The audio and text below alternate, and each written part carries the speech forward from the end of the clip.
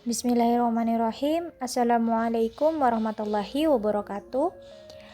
The first, I wanna introduce myself. My name is Milenia Trirista Aryuni. I'm from TBIB.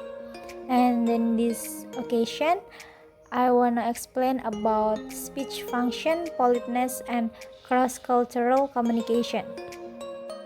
Oke, dalam bab ini, penulis mulai dengan mempertimbangkan berbagai fungsi yang dapat dilayani oleh bahasa dan berbagai cara di mana pesan yang sama dapat diekspresikan. Norma untuk perilaku sopan berbeda dari satu komunitas tutur ke komunitas yang lainnya. Kesopanan bahasa didasarkan pada budaya. Jadi, kesopanan bahasa yang digunakan itu sesuai dengan budaya dan adat yang ada di daerah tersebut. Nah, komunitas bahasa yang berbeda menekankan pada fungsi yang berbeda dan mengekspresikan fungsi tersebut pun secara berbeda juga. Oke, the first we want to talk about the function of speech. Nah, di sini banyak interaksi yang berfungsi baik afektif, sosial, dan fungsi referensial atau informatif. Nah, contohnya salam dan komentar awal tentang cuaca. Berarti itu mereka fungsinya, speech-nya yaitu melayani fungsi sosial. Selanjutnya ada beberapa cara untuk mengkategorikan fungsi speech. Nah, di sini ada 6. Yang pertama yaitu ekspresif. Nah, ekspresif di sini yaitu berarti mengekspresikan perasaan pembicara. Nah, yang kedua direktif.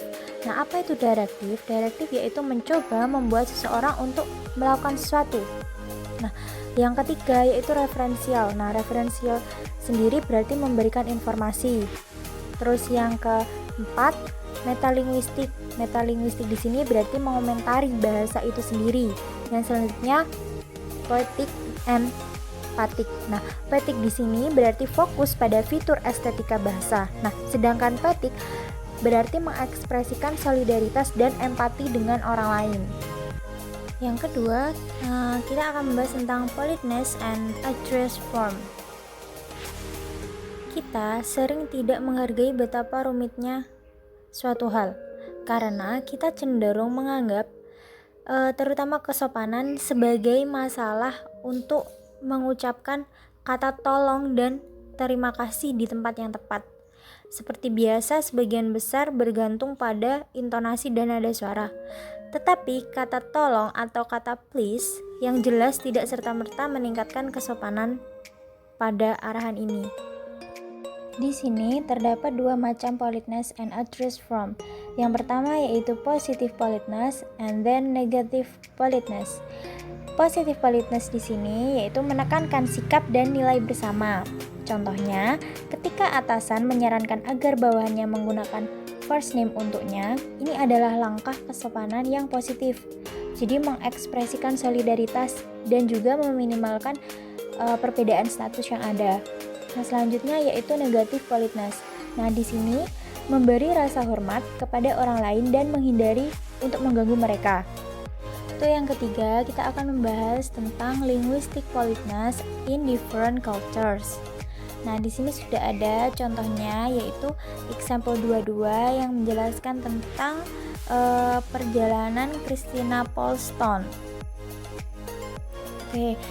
Di sini Christina mengalami masalah komunikasi lintas budaya saat kembali ke budaya asalnya sendiri. Area potensi kesalahpahaman bahkan lebih besar ketika kita menjelajahi ke budaya baru. Nah, siapapun yang bepergian keluar komunitas sendiri kemungkinan besar pernah mengalami miskomunikasi karena perbedaan budaya yang ada. Oke, selanjutnya kita akan membahas tentang linguistic politeness in different cultures, especially greeting. Nah, di sini sudah tertera example 25. Ada how are you, where are you going, have you eaten, where do you come from, are you married, how much do you earn, what do you weigh. Nah, dalam budaya yang berbeda, masing-masing pertanyaan ini dapat diterima sebagai bagian dari sapaan yang normal. Itu adalah formula dan jawaban yang diharapkan adalah ritualistik. Jadi sama seperti deskripsi pukulan demi pukulan yang mendetail tentang keadaan yang ada di dalam daerah tersebut.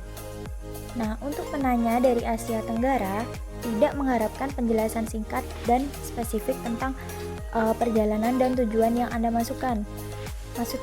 Nah, sama baiknya adalah jawaban yang cukup untuk pertanyaan pertama.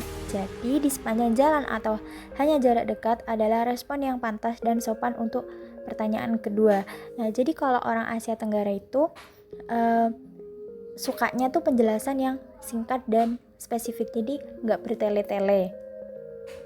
Oke, nah rumus ucapan secara universal berfungsi sebagai fungsi afektif dalam membangun kontak dan hubungan yang tidak mengancam, tetapi isi tepatnya jelas spesifik budaya. Nah, jadi di sini tuh sesuai budaya yang ada di daerah tersebut. Jadi pastinya berbeda-beda tentunya. Okay, the last, thank you for your attention and I'm sorry for many mistakes. Wassalamualaikum warahmatullahi wabarakatuh.